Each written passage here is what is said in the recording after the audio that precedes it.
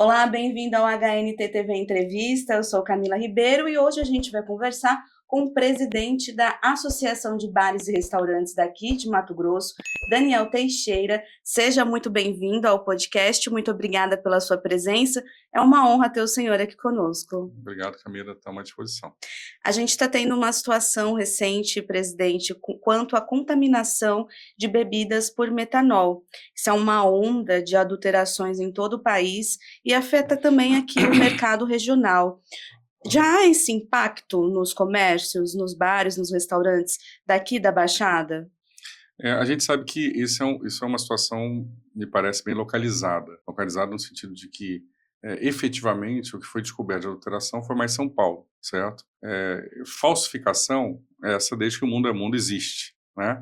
A indústria de destilados, ela estima em 24 bilhões nos últimos 4 anos, o prejuízo em razão de contrabando e de produtos que são falsificados, mais de contrabando, né? Com relação à adulteração por metanol, isso foi muito localizado, certo? Me parece que tem uma situação aí que o pessoal estava colocando na gasolina, principalmente em São Paulo, parece 50% dos pós de gasolina, então eles utilizam metanol para dar uma batizada no combustível, né? E acho que sobrou um pouquinho e resolveram botar na bebida. Mas isso não é uma realidade de Mato Grosso. Ocorre que há um alarmismo, muita mídia, muita fake news, e aí as pessoas tendem a ficar mais cautelosas, né?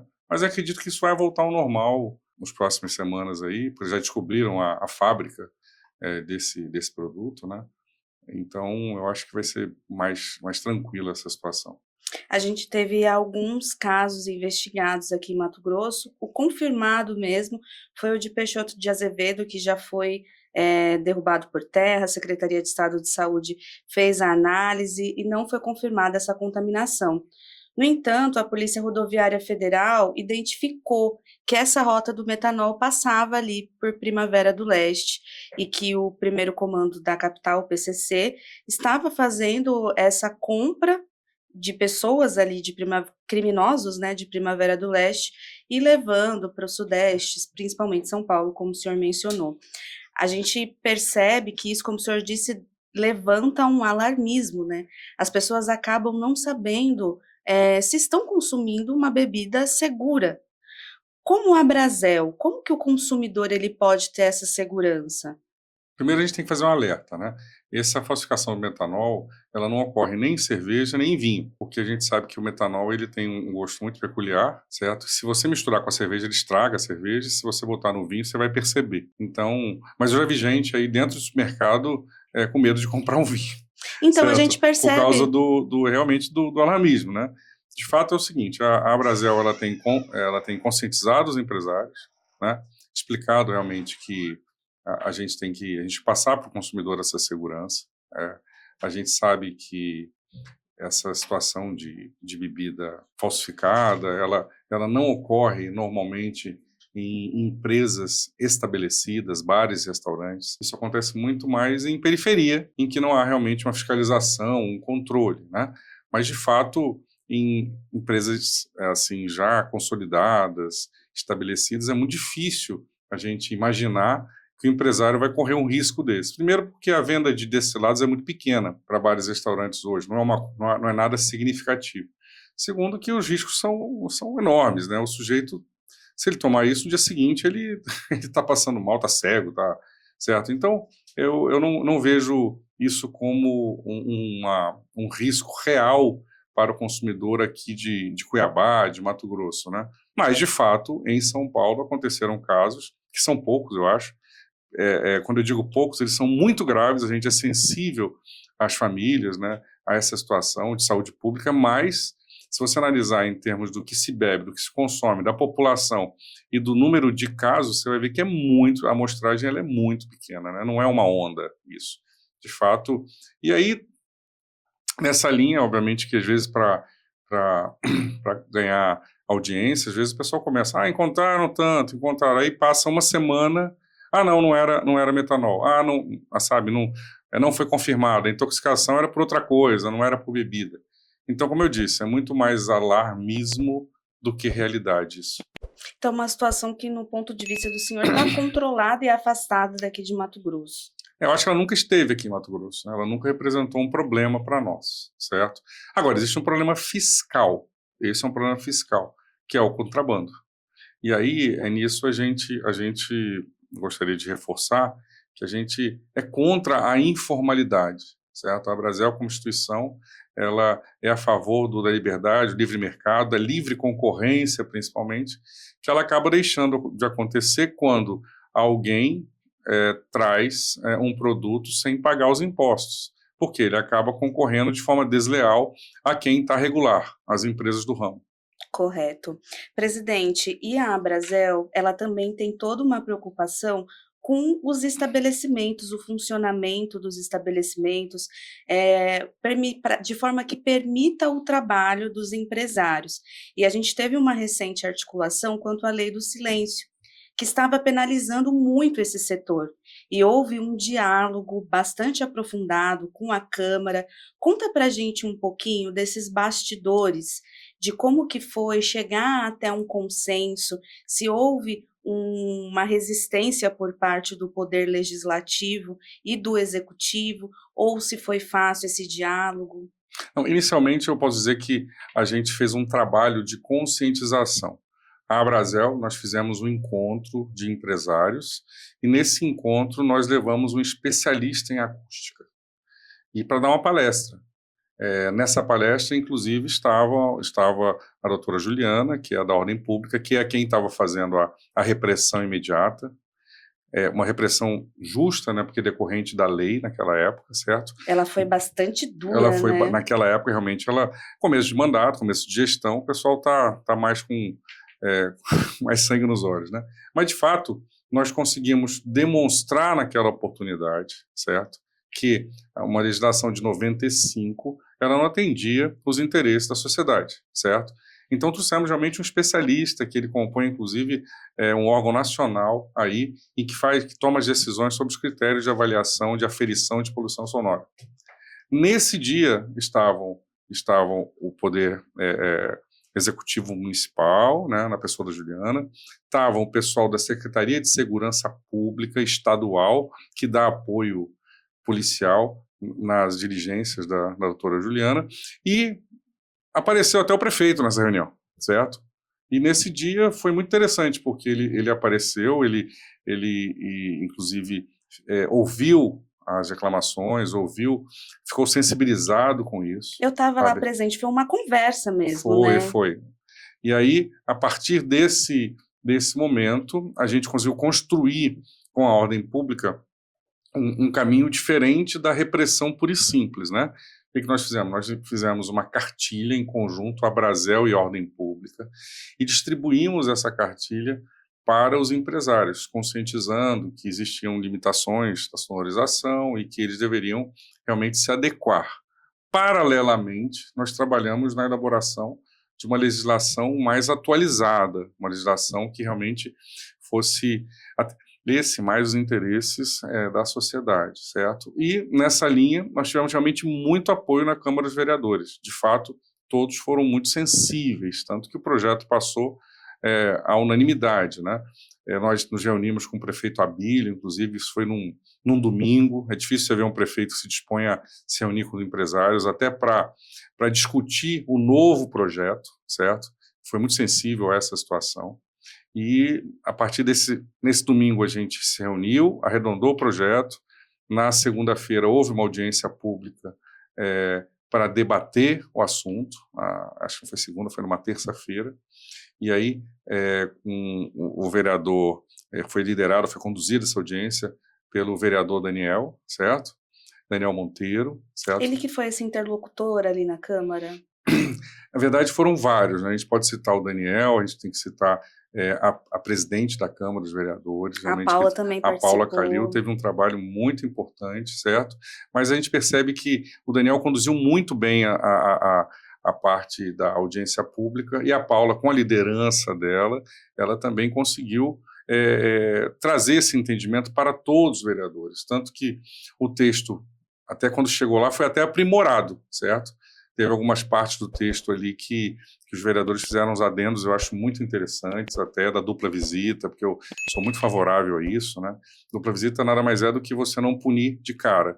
Você, na primeira, você conscientiza, você só vai punir no caso de reincidência, certo? É até Então, importante, porque às vezes o comerciante ele não conhece a legislação na íntegra, né, exatamente, simplesmente. nós temos aí uma legislação no Brasil que é um absurdo, né? Nós temos milhares e milhares e milhares de leis, né? E você submeter um empresário a uma situação dessa é muito complicada, né? O sujeito está ali para vender comida e bebida e dar alegria para as pessoas, ele tem que ser um especialista em direito hoje, certo? E a gente sabe que nesse ramo 85% das empresas são firmas individuais, são pequenas empresas, ele não tem estrutura para ter um suporte jurídico suficiente. Por isso que é E importante ser conscientizado, né? E embora às vezes a pessoa não tenha uma empresa grande, mas ela acaba agregando um certo número de funcionários. Então você prejudica muitas famílias, né, com uma ação tão dura assim, sem uma finalidade pedagógica. Acho que houve essa conscientização por parte, a partir dessa conversa da Abrazel com a prefeitura, isso foi possível. Foi isso que eu senti ali naquela reunião que vocês tiveram. Foi uma sensibilização, muitas pessoas não sabem, mas a área de alimentos e bebidas, de alimentação fora do lar, é a que mais emprega no país hoje. É a área, é o setor que tem o maior número de pessoas jurídicas estabelecidas e é o setor que mais emprega, que mais gera emprego no país.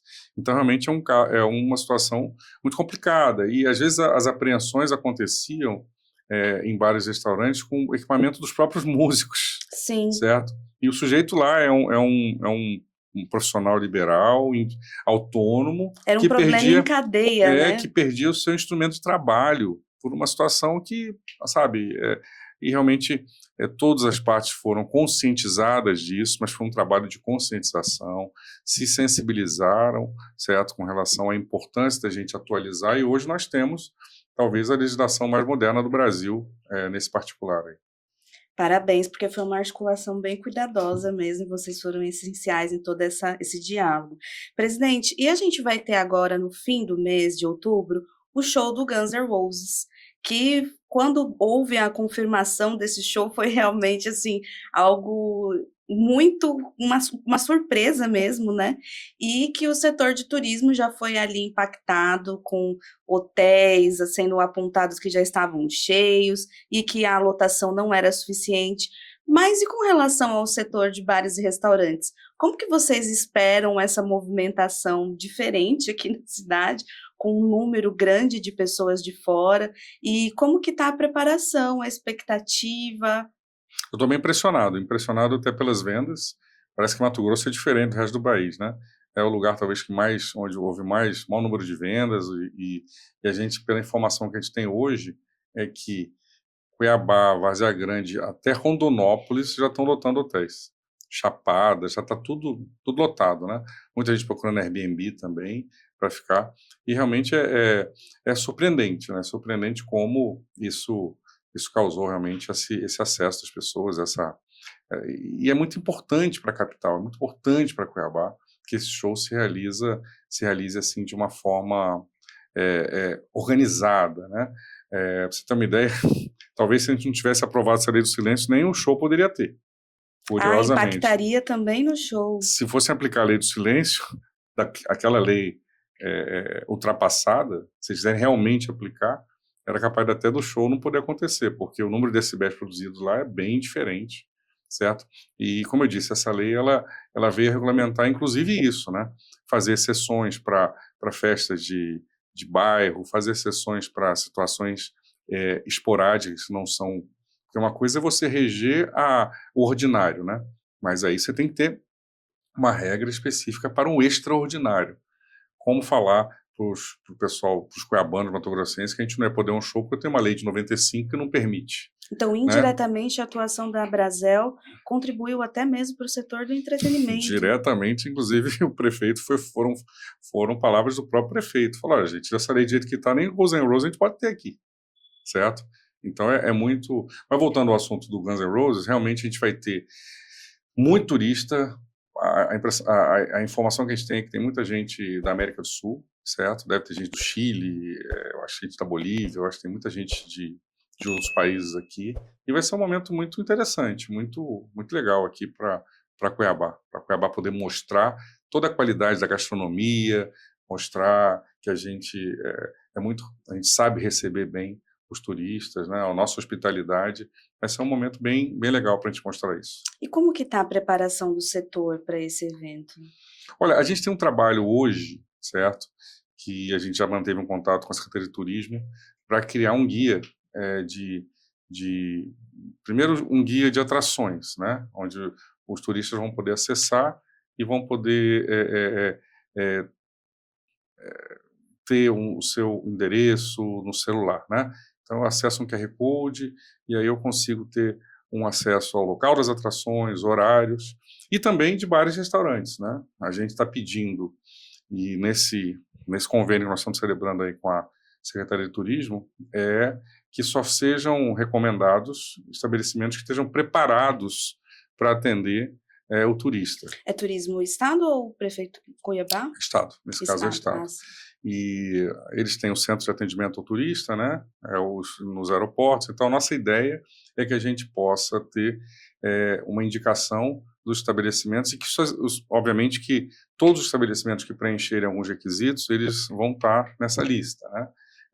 Você ter cadastro, né?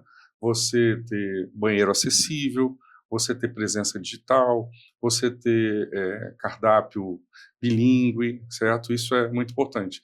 Então, uma coisa puxa a outra, né? Você tem um show esse show agrega uma série de investimentos, certo? E vai trazer exatamente uma série de empresas aí que poderiam não ter esses atributos, eles vão ter que se investir nisso.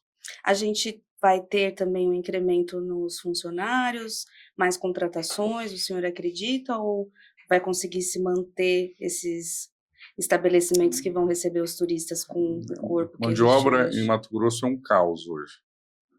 Não tem mão de obra para hoje. A mão de obra para evento, sabe? Isso aí realmente o pessoal vai ter que se virar aí como pode, porque hoje está faltando para todos os setores, entendeu? Então, infelizmente, mão de obra é uma coisa muito rara, a gente nem tem como, né? A gente queria poder contratar, né? Mas a gente não tem. Você pode abrir vaga, você vai passar em lugares com faixa na porta, contrata-se. E talvez o estado com o menor desemprego do Brasil hoje. O senhor falando isso já está dentro da minha outra pergunta, que era justamente a questão do preparo para receber esses turistas, a questão do idioma, que foi uma dificuldade que nós tivemos quando houve a Copa do Mundo aqui em Cuiabá, e agora se repete com a vinda de pessoas de outros países. Os comércios, então, também vai ter que ter um certo embromation ali para conversar com os clientes? Na verdade, eu acho que o cliente, o turista que ele vai estar aqui, normalmente é um turista de língua espanhola, né? O espanhol é muito parecido com o português, certo? Fora isso, a gente tem um turismo hoje que já está mais evoluído, né? Hoje você tem tradutor em celular, online, você tem inteligência artificial que faz a tradução online. E se a gente oferecer um cardápio traduzido, eu acho que atende bastante e a gente não vai ter grandes problemas. A tecnologia vem para isso, para suprir realmente essas carências nossas. É verdade. Que bom que a gente já tem essa possibilidade mais fácil de interação, né, presidente, porque antes era bastante difícil, né? Era muito difícil. Você tem uma ideia, eu tive na Rússia pós-Copa, né? Pós-Copa da Rússia. Isso já deve fazer, nem lembro quanto tempo faz. E lá eu até achei interessante, porque eu falava, certo? O sujeito pegava o celular dele, colocava na minha boca, eu falava e já saía no celular dele traduzido para a língua dele que eu estava querendo, né? E aí ele também falava o que ele queria dizer para mim, apertava um botão e já saía escrito. Hoje a gente sabe que tem até fone de ouvido que já traduz simultâneo, né? Sim. Então, assim, eu não vejo que exista uma barreira da língua. E a nossa língua é muito parecida, né? E a gente não vai ter, eu não acredito que vai ter gente de língua inglesa aqui eu acho que a gente vai ter muita gente realmente da América do Sul, todo mundo falando espanhol, muito parecido com o português, aí não precisa nem information, aí é muito, muito parecido. Embora a gente tenha a questão da tecnologia, daí a gente entra também num outro tópico, a importância das pessoas dominarem essas ferramentas. Hoje a gente precisa dominar o mínimo que seja, né, presidente, para conseguir trabalhar isso independente de qual seja o setor ou profissão que a pessoa escolha. É importante saber o mínimo de tecnologia, acessar um aplicativo, usar a inteligência artificial para o seu próprio bem. Mas eu quero aproveitar esse espaço para o senhor mencionar ações, novidades da Abrazel, algo que o senhor queira destacar, que a gente possa conhecer melhor essa entidade tão importante aqui, tão atuante aqui no estado. A gente tem várias frentes, né, na Brasel aí, que são bem interessantes, né? Somando a essa situação do Guns N' Roses especificamente, mas a gente tem um contato hoje, já essa semana já, com o Desenvolve MT, certo? E a gente vai solicitar para eles uma linha de crédito para esse final de ano, certo? Linha de crédito e capital de giro. Porque a gente sabe que com essa taxa de juro alto, pouco dinheiro circulando, realmente as empresas do setor foram bem afetadas, né? O movimento diminuiu um pouco, certo? Então, a gente está atrás de uma linha de crédito, uma condição boa, que não é só para obra, para construção, mas é realmente para capital de giro lá no MT Fomento. Para pagar fornecedor, para poder comprar matéria-prima, né? Numa condição melhor, porque hoje realmente está muito difícil levar, né? O setor ele foi, de certa forma, afetado pelo tarifaço ou não impactou? Eu acho que o tarifaço ele tem a economia globalizada, tudo é afetado, né? Então, assim, uma coisa puxa a outra, né? Então, tem aquela história, borboleta bate asa na China, a gente tem uma ventania aqui. Tudo afeta. Se parou de circular dinheiro, por algum motivo, de algum setor, todo mundo é afetado. A gente sabe que a soja nunca teve um preço tão baixo como agora, certo? O setor está bem penalizado. Exatamente. Mesmo. A inadimplência também está muito grande. A gente tem um nível de inadimplência muito, muito severo agora, né? E a gente tem uma carga tributária também que me parece que ela não ajuda o empresário, né? Além da informalidade, que eu acho que prejudica mais ainda. A gente sabe que a reforma tributária ela vai estar totalmente concluída ali em 2030, mas que ela já passa a ter algumas mudanças a partir do ano que vem. Como que o setor está se preparando para essa nova forma de tributação? Rezando, né? Porque não tem a gente sabe que isso é um Frankenstein aí, ninguém sabe o que vai acontecer. Daqui até lá eles vão mudar 12 vezes esse negócio. O Brasil tem esse problema, né? Você tem que ser um especialista em direito tributário para você conseguir entender o que está acontecendo. Por mais que eles estão dizendo que vai haver uma simplificação, na verdade, durante um bom tempo a gente vai conviver com 2 sistemas tributários, o antigo e o novo. Você imagina isso?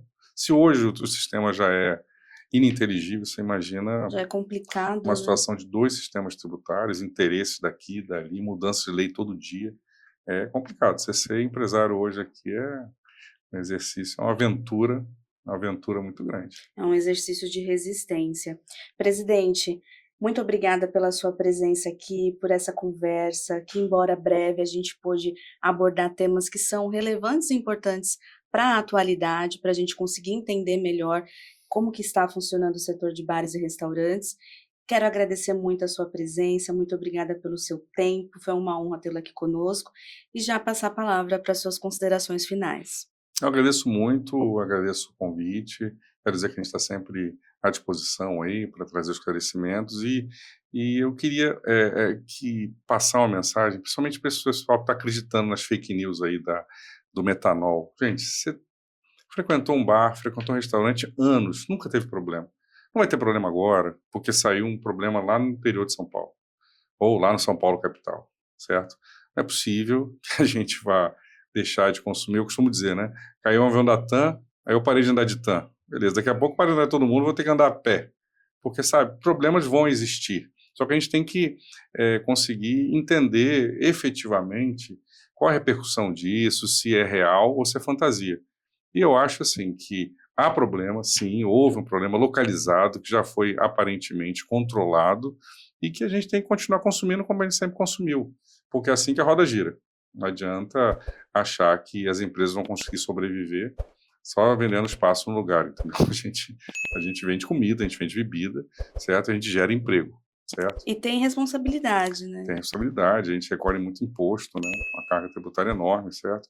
Então não é por causa de um alarmismo, por causa de uma situação muito localizada, em que a gente vai parar de fazer tudo. Mas então, a gente não sai de casa, né? Deu um raio lá fora, vai cair um raio na minha cabeça. Pode cair, tá? Morreu alguém ontem, caiu um raio na cabeça. Então, vou parar de sair de casa.